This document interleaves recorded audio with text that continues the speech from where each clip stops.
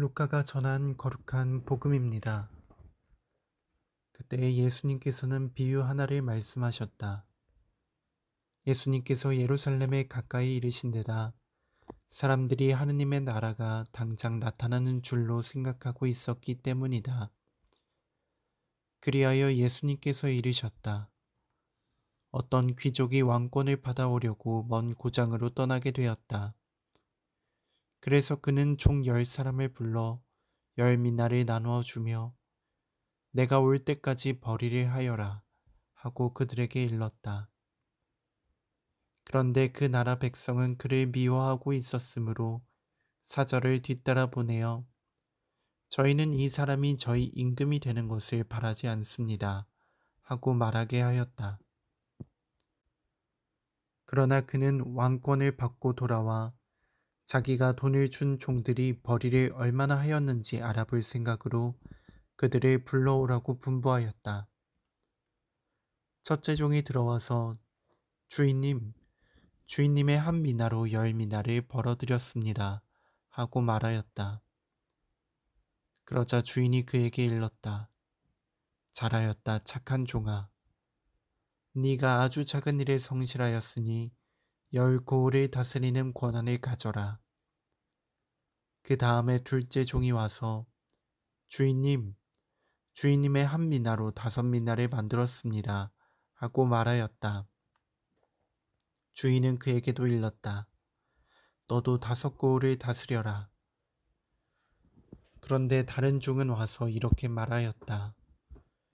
주인님, 주인님의 한 미나가 여기에 있습니다. 저는 이것을 수건에 싸서 보관해 두었습니다. 주인님께서 냉혹하신 분이어서 가져다 놓지 않은 것을 가져가시고 뿌리지 않은 것을 거두어 가시기에 저는 주인님이 두려웠습니다. 그러자 주인이 그에게 말하였다. 이 악한 종아, 나는 너의 입에서 나온 말로 너를 심판한다. 내가 냉혹한 사람이어서 가져다 놓지 않은 것을 가져가고 뿌리지 않은 것을 거두어 가는 줄로 알고 있었다는 말이냐? 그렇다면 어찌하여 내 돈을 은행에 넣지 않았더냐? 그리하였으면 내가 돌아왔을 때 내 돈에 이자를 붙여 되찾았을 것이다. 그러고 나서 곁에 있는 이들에게 일렀다. 저자에게서 그 한 미나를 빼앗아 10미나를 가진 이에게 주어라. 그러자 그들이 주인에게 말하였다. 주인님, 저희는 10미나나 가지고 있습니다. 내가 너희에게 말한다. 누구든지 가진 자는 더 받고 가진 것이 없는 자는 가진 것마저 빼앗길 것이다.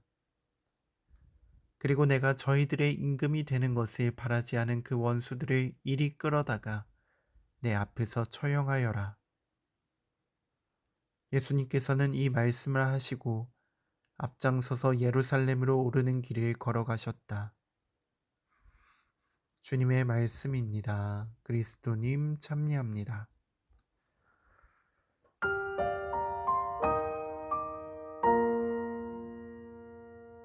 세상 돌아가는 모습을 보면 누가 착한 사람이고 누가 악한 사람인지 헷갈릴 때가 있습니다.